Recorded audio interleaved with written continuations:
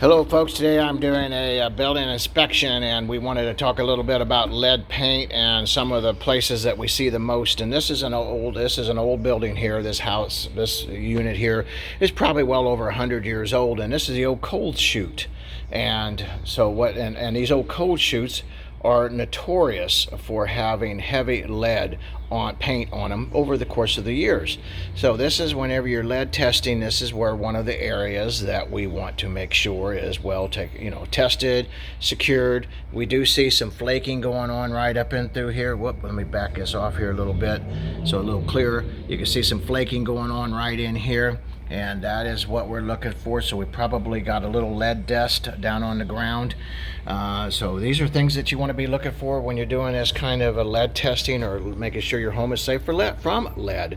Well, thank you for watching our videos, folks. Hey, hit like and subscribe if you like what you're seeing, that other people get an opportunity to learn what you're learning today. Thank you, folks. Have a great day. Give us a call, Galloway Building Services.